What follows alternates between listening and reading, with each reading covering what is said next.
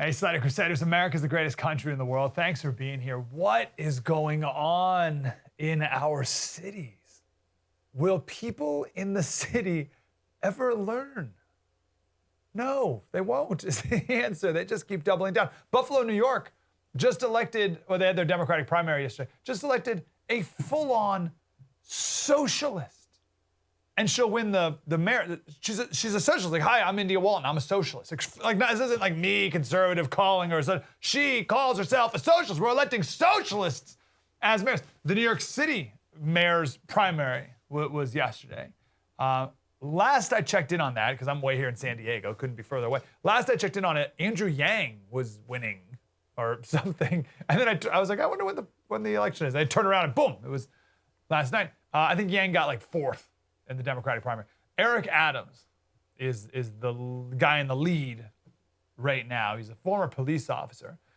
It's a ranked choice voting system, so it like takes a while to confirm the vote, but he'll probably end up winning. And my understanding is he's pretty conservative for a Democrat, but I mean, he's still a Democrat. But maybe it's a sign that people in New York City have had enough of being run by anti-cop communists. That was the person who got second place. Now, the race is over, the election's over, but I want to play this one clip from the most recent debate, and it has Andrew Yang, that's why I mentioned him a second ago.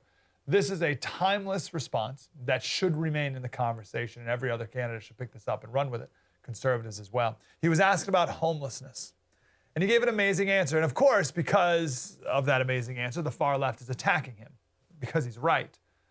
Even the New York Times, when they made this video that we're going to play here, they framed the story as his answer drew fire on social media from people who said it lacked empathy or understanding. I love that. It drew fire. Here's what he said. The fact is, mentally ill, homeless men are changing the character of our neighborhoods. A woman my wife Evelyn is friends with in her mom group in Hell's Kitchen was punched in the face by a mentally ill man. Sent a picture of her bruised face around the mom group, spread like wildfire. This is happening in New York City, and we're not talking enough about it. Families are leaving as a result. In East Harlem, the neighborhood has been changed. Upper West Side, the neighborhood has been changed. We owe our people and our families better than this, and I'm frustrated by the political nature of these responses. I mean, we're not talking about housing affordability. We're talking about the hundreds of mentally ill people we all see around us every day on the streets and the subways. We need to get them off of our streets and our subways into a better environment. And when you ask what I'm going to do differently, I'm going to rebuild the stock of psych beds in our city, because the number's gone down 14%. It should be going up 100% until there are resources necessary for anyone who's mentally ill to not be on our streets. It's not right for them. It's not right for our city. There will be no recovery until we resolve this. I will fix this, New York. Yes, mentally ill people have rights, but you know who else have rights? We do. The people and families of the city. We have the right to walk the street and not fear for our safety because a mentally ill person is going to lash out at us. Right. And he's right to frame the homeless question as a mental illness question. The vast, vast, vast majority of people agree with him, but the activists are the loudest, and they are against him. We had this idea decades ago that we could just cut people with mental illnesses loose into society, and it would magically fix their problems. But no good has come from this, for them or for anybody. We've replaced psychiatric hospitals, mental hospitals, with the streets, the jail, and the emergency room. And these people just cycle through all three of these, and liberal progressives pat themselves on the back for helping people. It doesn't make any sense at all. So we've replaced mental hospitals with the streets, the jail, and the emergency room. Meanwhile, Gavin Newsom, the governor of California, he was in Oakland just the other day with the mayor walking around, and a homeless guy came up to him and threw a bottle of water at him. I heard someone say that the homeless man had a brief moment of sanity when he decided to do that. But I do not condone that comment and that encouragement of violence. So he was arrested. He's 54. Obviously, he's homeless. He was arrested for assaulting a public official. And I'm sure he was back on the streets just a couple minutes later. It's believed there's 161,000 homeless people in California. That was before the pandemic. What is it now?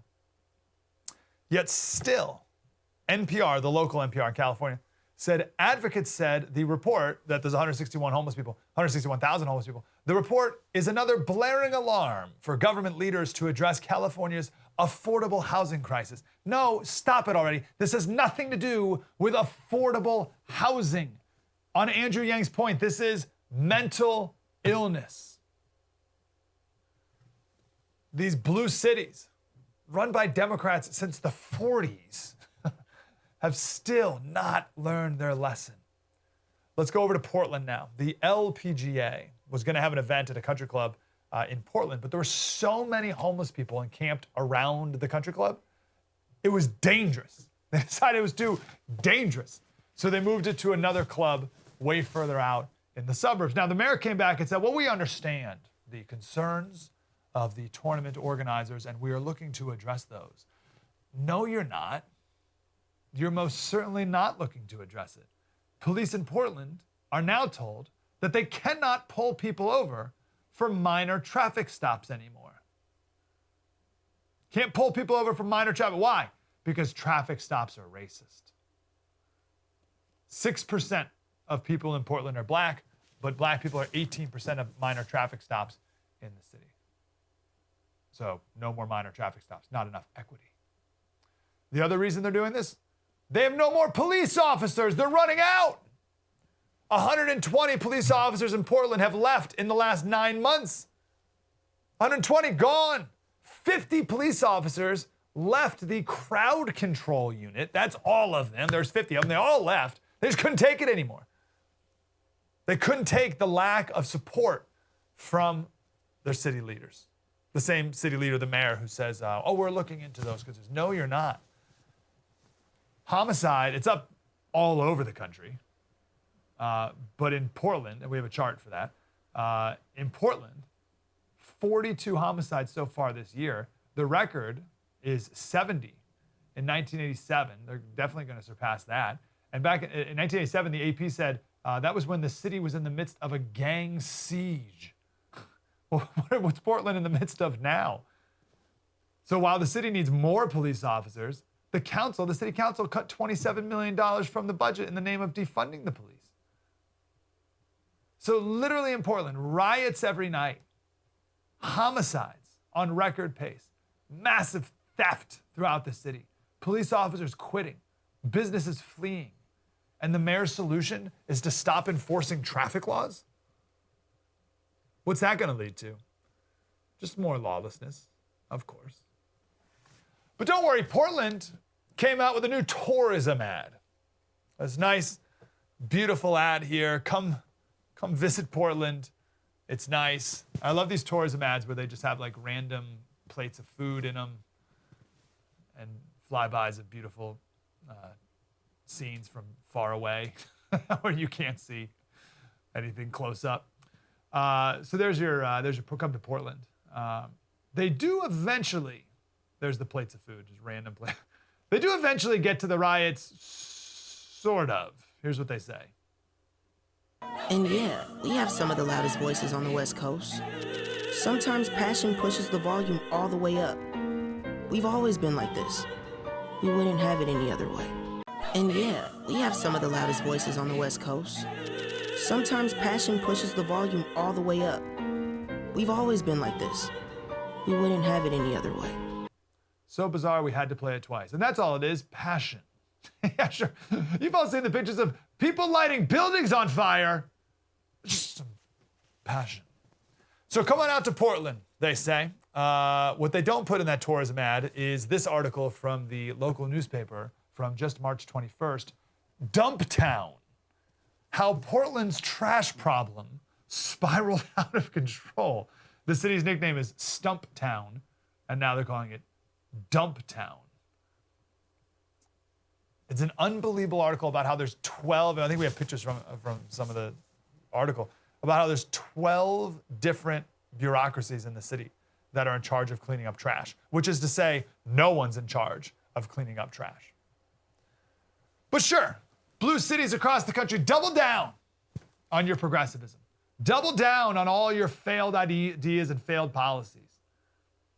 And I hate to be this cynical, but part of me thinks that mayors in these cities do this on purpose.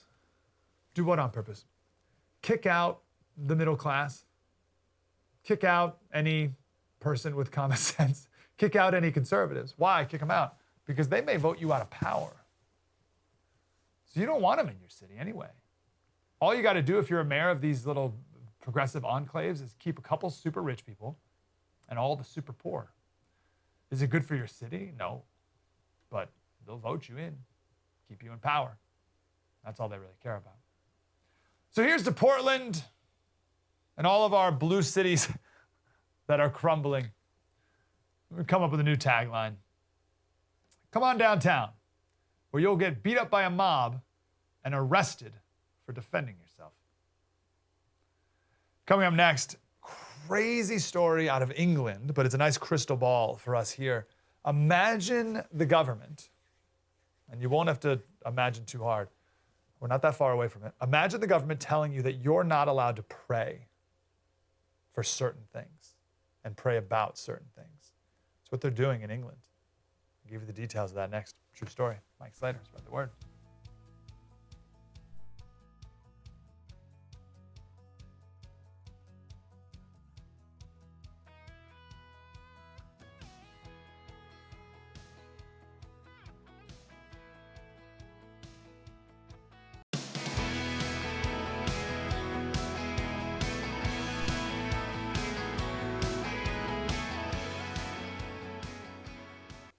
Okay, I want you to think about this. How far away are we in America from having the government tell you that you can't pray about certain things? Think about that. It may seem crazy. I mean, maybe if you've been paying attention, it doesn't seem that crazy. But the government can tell you, no, you can't pray about that. If you're in England, you're about a week away from that. In America, I don't know exactly how far away we are, but we're not that far behind. So in England, they don't have freedom of speech, they don't have freedom of religion. And they're currently debating a bill which would ban LGBT conversion therapy. Now, I need to explain what this is because if you just read that in an article, they trick you on purpose. So here's what they mean. You got to look at it from the left's perspective. Okay, so from the left, if a boy wants to turn into a girl, they call that gender affirming because the boy feels like a girl. So let's cut off some body parts and then we will affirm his gender as a girl, okay? To the left, if a boy feels like a girl and you work with this boy to help them feel comfortable as a boy, the left calls that gender conversion. Even though they're staying a boy, they call it conversion because they're actually a girl and you're converting them back to remaining as a boy, right? So when they say they're banning LGBT conversion, what they say is they're banning any efforts to help a boy stay a boy. And similarly, to any efforts to help someone who does not want to have same-sex attraction. So the T, and LGBT, the transgender, and the homosexual, they're the same thing, right? The homosexual lobby in the 80s had to make being gay not a choice, right? I'm born this way. That's the whole thing. There was this amazing book written, I shouldn't say amazing, it was a very telling book, revealing book, written by two Harvard guys. One's a psychologist, another was a Madison Avenue marketing guy. It's called After the Ball: How America Will Conquer Its Fear and Hatred of Gays in the 90s. It was there was a magazine article written in 1987, and then they turned it into a book. And it was all about how to market homosexuality and normalize it to the American people. And they followed it textbook. The gay lobby followed it textbook to a T, and it worked perfectly for them. And one of the things they said they need to do is to make people think that it's not a choice. Homosexuality can't be a choice. You're born this way. And that's what most people believe today. The truth, of course, is there's no gay gene. You're not born gay. Every action for everyone is always a choice, ultimately.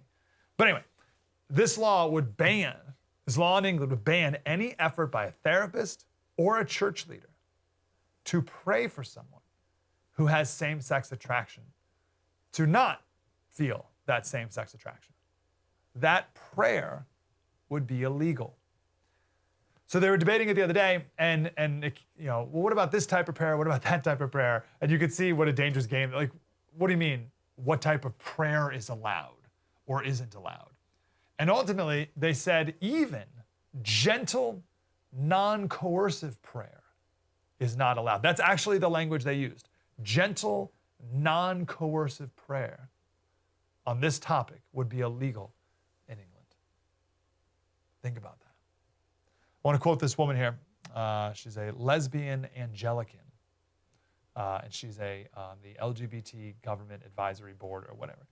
All prayer that seeks to change or suppress someone's innate, there it is, born that way, sexuality or gender identity is deeply damaging and causes immeasurable harm, as it comes from a place, no matter how well-meaning, that says who you are is unacceptable and wrong. Okay, I want you to really hear this. And I don't care if you're a Christian or not. This is the government banning certain prayer. That's amazing.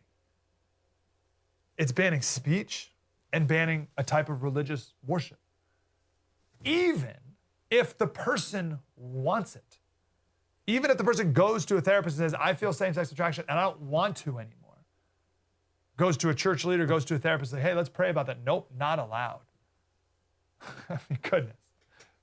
Do we have to talk about what a terrible precedent that is? Because if you're not allowed to pray about this one thing, well, now the government can say, well, you can't pray about this or this or this or this or this either. Right?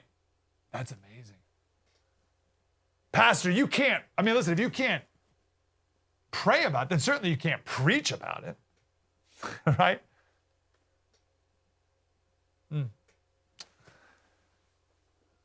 We'll keep an eye on that one in England. Do I need to say anything else? We got it, right? You understand? We're on the same page with how dangerous this is? And I don't know, are we much better in America? We're not that far behind. I want to play this clip from Vodi Bakum. Vodi Bakum, one of my favorite pastors. He was on the show yesterday. And he has a new book called Fault Lines. And people are completely missing the point when it comes to critical race theory. And we're not getting to the root of the problem, which obviously is where we need to be. So I want to play this answer again. I asked him, what is the difference between a critical race theory worldview and a Christian worldview? Here's what he said. The critical theory worldview says that the world is divided really into oppressors and those whom they oppress. It views the world through that lens and says that what we need to do is, problematize, criticize is the term, critical, these things so that we can work toward a revolutionary political answer, a revolutionary political overthrow of these structures that oppress. Now, from a biblical perspective, the Bible is clear that there is sin, that there is oppression, but this sin and oppression doesn't come from an ethnic group. It comes from the evil one. It is a spiritual reality, not a political reality. And man's problem is internal and not external. You don't fix man by fixing or opposing political structures. That's so the answer. But it's so obvious. So if you get rid of, so if we live in this modern world where I'm great, I'm perfect, self-esteem, all the rest, then there is no sin. So the cause of my problems must be external. Is that people's thought process? Yeah, it really is, because we don't believe in sin anymore. We don't believe that men are sinners. We believe that man is basically good. We have this sort of Rousseauian idea of who man is. And then we look at structures and we say that structures and systems are the problem. And particularly in this day and age, the structures and systems are things like the West and capitalism, and particularly America, and also Christianity. And this is what a lot of Christians don't get. They get involved with all of this, critical social justice and so on and so forth. They don't realize that when you scratch beneath the surface, that one of the oppressive hegemonic powers, according to critical social justice, is the church, is Christianity. So Christianity has to be problematized, also overthrown, if you will, and moved from its position of authority and of power so that Christianity stops oppressing people. I was so taken back by Voddie's brilliance, as always, and then, of course, his amazing beard, that I did not pay proper attention to his seersucker suit. But that is a snazzy suit, and I think that's the first seersucker suit that's made an appearance on the show. He's brilliant, right? It's not systems. This is what the critical race theory people obsess over. They obsess over systems. It's not systems. It's sins. Personal sins. All the evils of society don't come from evil systems. They come from evil sins of sinners. Now, these evil sinners, or these sinners, may make systems, but if you want to get to the root of the system, you got to get to the root of the sin. And they're totally missing the point. And not only are they missing that, the critical race theory people, missing it, they flip everything around, right? Everything's backwards, right? But that's what the Bible says. Woe to those who call evil good and good evil, put darkness for light, light for darkness, who put bitter for sweet, sweet for bitter, right? We've flipped everything around. And now sins are a point of pride. Sins are now a point of pride. It's to the point where this is literally Pride Month, right? They even got rid of the gay pride. Now it's just Pride, just Pride Month. Happy Pride. Like, that's super bizarre. Happy Pride. What do you mean? Pride's a bad thing. I don't know where you grew up, but I always heard an expression, pride before the triumph? Victory? No, pride before the fall. Pride Month. That's so bizarre. That's like selfish month, or gluttony month. Like pride, conceit, arrogance. The opposite of this is righteous and humble. How about humility month? See how far off we are? But woe to those, right? Pride hardens the heart. Pride does not seek God. Why would you? You're perfect. Pride brings disgrace. It brings disagreements. Quarrels would be the word in the Bible. Pride deceives. And then even just beyond this, even just beyond this big idea of pride, think about what people are told to be proud of during this Pride Month. Like specifically. Now they'll frame it as, oh, it's about being yourself. Now, what action are we told that they're proud of? They're proud of it. Pride, man, who is the marketing genius who came up with that? Another background point. The entire point of critical race theory is to tear down capitalism, okay? So always bring it back down. It's run by Marxists, okay? Critical theorists, they're Marxists, and their goal is to tear down capitalism, period, end of story. Part of the steps necessary to do that is to tear down Christianity. As Voddie said, Christianity is one of the oppressive hegemonies. Hegemony just means culture, cultural norms. So Christianity is one of the oppressive cultural norms that must be destroyed. So know that, churches. Know that when you allow critical race theory into your church. But it's everywhere. Sesame Street, just the other day, had their first segment with two dads. There they are, two gay dads. It was Family Day on Sesame Street. So the girl walks up with her two dads, and here the aunt says, hey, everyone, here's my brother, John. Here's his husband, Jim, and their daughter, right? That's Sesame Street. Disney Plus has a Pride event coming up this weekend. So listen, I don't know where you've been lately, but the cultural Marxists have taken over everything. And if you object to Kermit the Frog participating in a Disney Plus Pride event, then you're a bigot. So one thing gets you to submit to something. Once they get you to submit to something, and how much more mainstream can homosexuality get now? It was I'd remind this to people all the time, 2008 was 13 years ago. California passed Prop 8, I think it was like 52%, 54%, which defined marriage between a man and a woman. In California, only 13 years ago, a majority of Californians defined marriage as a man and a woman. And now Sesame Street is all like, that was fast. So we've submitted. A vast majority of people have submitted to that.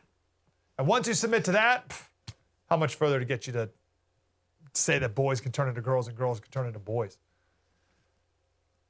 And then how much further till we become like England? And it's like, oh, no, you can't pray about that. That's harmful. That's hurtful. That's violent. And how many Christians are going to fall for that too? Richard Newhouse, I'll end on this. We got some great guests coming up. Richard Newhouse, 30 years ago or so, wrote a book called The Naked Public Square. And he talked about this idea of a public square where there's no religious truth spoken. Right? And he's not talking about preaching on Sundays. He's just talking about religious perspectives and worldviews and points of view just discussed into issues. And he said, you know, the worst regimes in the 20th century were those that had driven biblical religion out of public life in the name of race, like the Nazis, and out of public life in the name of class, like the communists. And it's because Christians left a vacuum and the secularists took over. This is from a book review. The guy says religion, instead of being marginalized or ignored, has been hijacked by progressive activists posing as faith leaders who use their clerical robes and pulpits to dispense leftist nostrums dressed up as religious dogma. In my community and elsewhere, conservative pastors stand by silently, conceding the culture war with barely a whimper. Critical race theory is a cult, and they're going to use their state power to prevent you from praying. And how many Christians will happily go along with these jihadist demands? True story.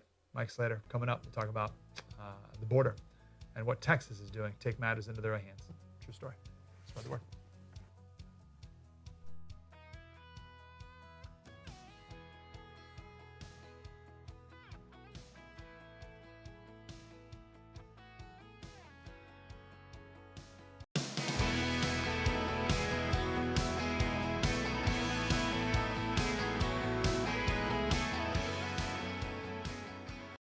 Change is needed to fix the border crisis problem.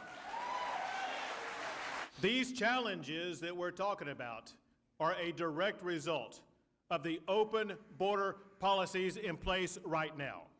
And you look at the numbers to see it. If you compare last April to this April, you see that last April there were about 17,000 people who were apprehended. This April, more than 170,000. That's a 1,000% increase. The same applies for May. In May of last year, there were about 23,000 people apprehended. This May, more than 180,000. It is out of control, and a change is needed. It's great. It's governor of Texas, of course. I thought Kamala had it all under control, though, so I don't know what he's talking about. So we know what Trump was doing with the border, and then Biden's team has come in and just turned everything over on its head. So Texas taking matters into their own hands. I want to go to Mike Howell. He's former acting commissioner of the Customs and Border Patrol. Mike, how are you, brother? Hey, doing well. I wish I used to be the former acting commissioner of Border Patrol. That's Mark Morgan. I was at Homeland in the Trump administration, but not just that high. Apologies for the promotion, I guess. I don't know which is higher ranking. Hey, so what is Texas doing? What is Governor Abbott doing? So in the midst of a constitutional crisis where the president, for like the first time in American history, has invited an invasion into this country, Texas is exercising what it is, its constitutional authority as a sovereign state to protect its borders. They're doing a few things off the bat. One is they're going to build a lot of more border wall. They're going to pick up where Trump left off. That runs into problems with land acquisition, whether it's private property or federal government property. But they're moving full speed ahead, building wall where they can and trying to figure it out where, it gets into a hairy situation. They're surging resources and setting up all of their Texas military and law enforcement components to kind of share communication and act in concert on the border. And then they're going to issue people who are crossing the border criminal trespassing tickets. So this is getting them into the state criminal system by charging them for illegally crossing. So starting to step into the role of actually deterring folks from crossing the border. Now, there's a lot more Texas can do and should do. Make no mistake, everything that is possible, humanly possible, they should try. The Biden administration will step in and say, hey, no, you can't do that. You can't secure your own borders. You're enforcing immigration law. Well, you know what? The people of Texas don't care what the Biden administration or their lawyers think because they're being overrun. It is an invasion on their borders, their towns and communities. And so any port in the storm, they're going to have to try everything they can to include, deterring anyone who crosses that border illegally. Yeah, so this is really interesting. I never thought of this before. So obviously, if someone comes across illegally, they're breaking federal law. But you're suggesting that they're also breaking state laws, and that's what the state is now going to start enforcing. Right. So I would say two buckets of things. There are state criminal laws that are being broken. It is illegal to criminally trespass in the state of Texas. It is illegally to smuggle a human or to conceal a human, like you would if you were loading up 18 people into a truck to speed through Texas highway. There's all these associated crimes in which, laws on the books are broken. But separate and apart from that, Texas is a sovereign state with the authority, not only authority, the moral obligation to its people to defend its own borders. And so that invokes a whole new set of powers and responsibilities. And that's what the people of Texas are pushing Governor Abbott for. It's not enough just to, go and enforce the criminal laws on the book. This is an invasion. When there's an invasion, the Texas, Rangers, the National Guard, et cetera, all forces to bear, whatever it takes, all of the above. Do whatever you possibly can. And if the Biden administration wants to step in and try to stop you by saying, oh, no, that's a federal responsibility, well, then let's let the American people see what's going on right now. If the Biden administration wants to cause, facilitate, encourage an invasion on Texas and then stop Texas from doing it, well, I can't think of a bigger constitutional crisis that would just play out in plain sight for the American people to see. Yeah, good for Abbott for pushing back on this. All right, I want to give you a devil's advocate here and see what you say. So Trump did a remain in Mexico policy. So, and correct me wherever I'm wrong on any of this. So someone's coming from Guatemala. They make it to the Mexican border. They used to be able to come in, apply for asylum, and then go wherever they wanted while they waited for a thumbs up or thumbs down. Trump said, no, you got to wait in Mexico while we figure out what we're going to do. So that created these massive shanty towns and tent cities along the border, which are very dangerous. Lots of people being raped and all these terrible, horrible, awful things. So the argument is that these parents were so desperate, they sent their kids across by themselves with their, with the coyotes to go across by themselves. That's why there's so many unaccompanied minors, and that's why at least the San Diego Convention Center still has over 1,000 13 to 17-year-old girls sleeping on cots with disgusting food and terrible, horrific conditions in our convention center. So I read this morning that the Biden administration wants to end the Remain in Mexico policy and allow people to seek asylum while in America, wait in America. And they're doing that because that will reunite these families and prevent parents from sending kids across by themselves alone. Okay, what do you think of that? And what do you think about Biden getting rid of the Remain in Mexico policy? Right, so it's done. People aren't waiting in Mexico right now at all. In fact, people who have their cases dismissed are being, let back into the U.S. over. So that stuff's done. Any sort of deterrent to get to the U.S. is pretty much off the books at this point. Now, the reason those deterrents are important is first, because people who don't qualify for asylum should not be in the United States, no matter what the circumstances. You have to meet a bar to get allowed in our country. We have rules, and you have to meet those rules before you get let in. And so Remain in Mexico stopped that. Second, immigration and border security is all about incentives and pull factors. If we tell everyone south of the border that if you're a child under 18, that we're going to let you in through the duration of your complaint, and then if you don't even get relief, we're going to let you stay anyways, guess what happens? The cartels see dollar bills, and they're turning a new business line into kids being trafficked into the U.S. So what you end up having is what we're having right now, 3 record months of, border crossing numbers, with an explosion in children being trafficked into the country. When you send that green light that says, hey, kids, come to our border and we'll let you in, the predictable happens. They come in mass numbers, and that causes way more human suffering. We want people to stay in their home countries, find a safe place there. If they want to come to the U.S. legally, go through the legal routes. Last thing we want is set up, these illegal chains of migration where there are these huge cartel-controlled pathways to the U.S. just because, we don't want to enforce our own borders and secure our own country. So we got a minute. The left would say that Trump caused the minors to come across in record numbers because he caused their families to be separated by not letting families come across as a single unit. What do you say to that? I think they need to check their facts on that. I don't think that's true, and I haven't heard any serious person really argue that. What Trump did was he set into place a series of deterrents over time that got the numbers down, and he applied a categorical COVID-era protection. Everyone who came to the border when COVID was raging was not allowed in, regardless of whether you're a single adult, a family, or a child. No one got in under Title 42. The Biden administration whittled that away and said, hey, if you're a kid, you can get in. And so the kids are coming in mass numbers. Trump policies were working. Things were under control. You just played the stats that had the absolute explosion in that. This is the most simple cause and effect that we'll ever get in politics. You had the Biden administration doing all of these things, the numbers exploding. So it was working then. It's not working now. It's pretty easy for the American people to see. Yeah, and well done for Texas stepping up. Mike Howell, Heritage Foundation. Mike, let's definitely talk again, man. Appreciate you. Yeah, thanks for having me, buddy. Thanks, brother. Coming up next, our friend David Arsani is going to be here to talk about the vote yesterday on S1, which is HR1, which is the voting bill, and the end of closure, or end of the filibuster, the keeping of the filibuster, which is good news. We'll talk about that coming up next. Spread the word.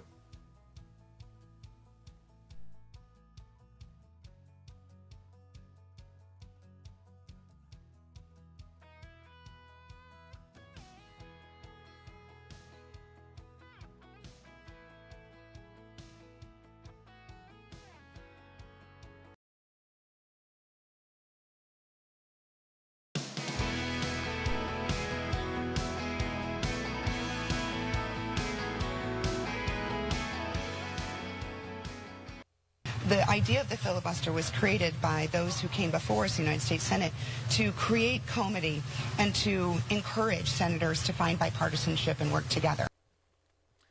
So just the other day, S1 did not pass. That's Kristen Sinema, a senator of Arizona. S1 did not pass. It was 50-50, but it needed 60. S1, HR1 would have federalized every crazy Democrat election law possible. Same-day voting, no voter ID, all that stuff.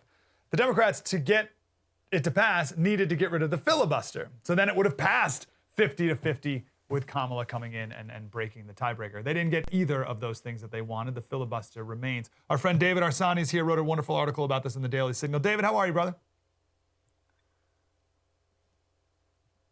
Can you hear me, sir? I can. Thank you for having me. There you are. Sorry about that. Yeah, no, great to be here. For you to be here. So give us the 30-second on what is the filibuster. You had a great poll in your article, which proves that most people have no idea what it is. So what is it? Well, in essence, it allows the minority to be heard in debate and have a voice rather than being steamrolled. I think actually it's taken on a far more important role in American politics because it's one of the only tools left that allows us to preserve federalism in any way and states' rights. Congress and Washington ignore enumerated powers in the Constitution, do whatever they want. So the filibuster has allowed the minority to stop and put a check on the majoritarian rule that the founders never wanted. They would have never have imagined in a million years, in my opinion, that the federal government would take over state elections and the minutia of state elections. So clearly, I think the filibuster is doing its job. It's the organic.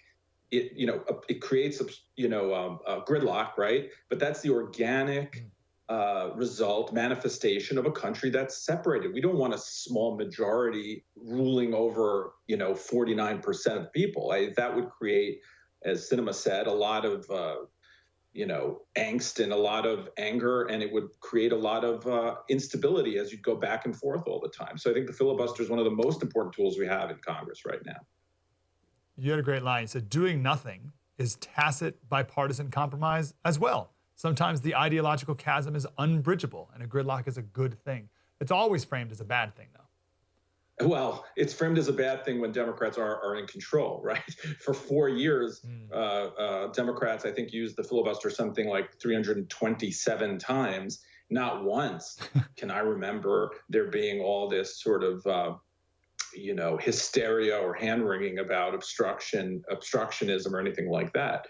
It's only when Republicans use it that it all of a sudden becomes this big problem. And the media start, as they have been doing for months now, campaigning for the filibuster. I mean, Sinema and Manchin have said numerous times, they've written editorials, they've told reporters, we're not going to change our minds on this. And they just ask them and ask them and ask them.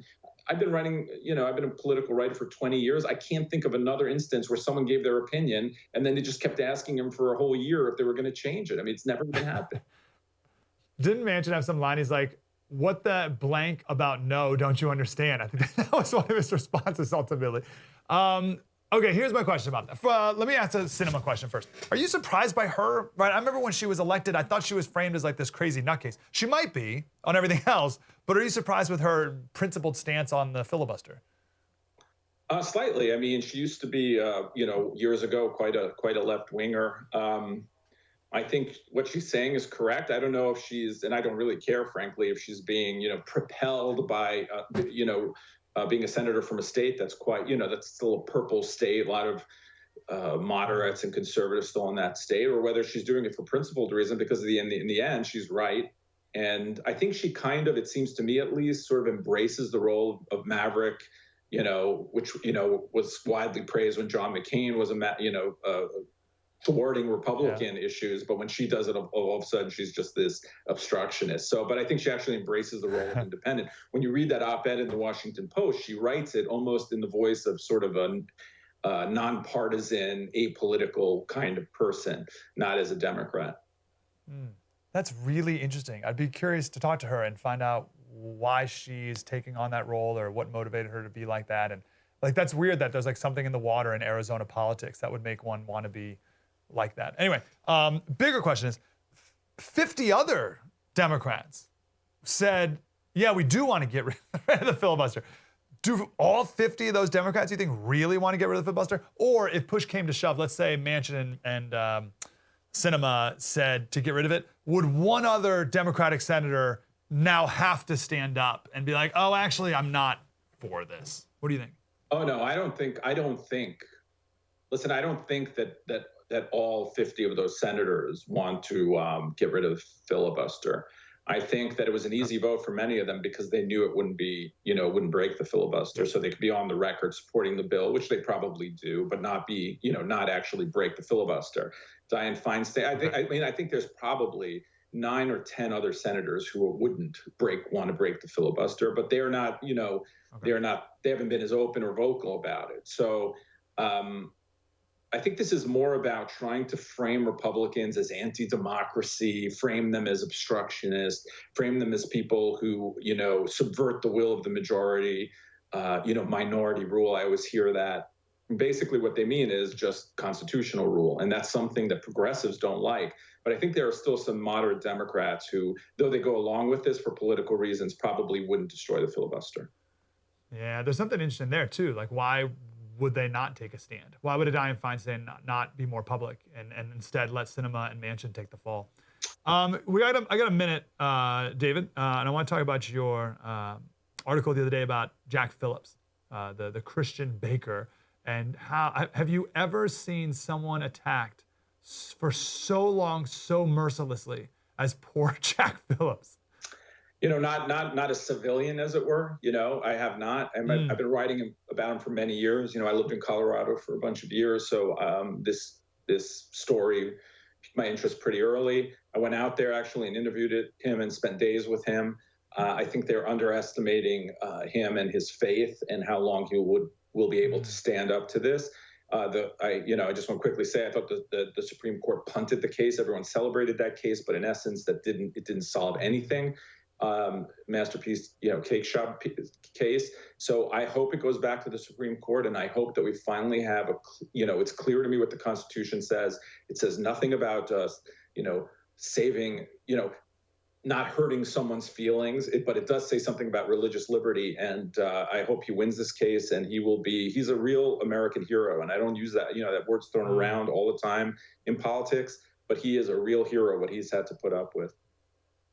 Wow, it's great. David Arsani at National Review and other places, Daily Signal. Really always grateful for your time, David. Thank you, sir. Thank you for having me. True story. Mike Slater. We'll do it tomorrow. Spread the word.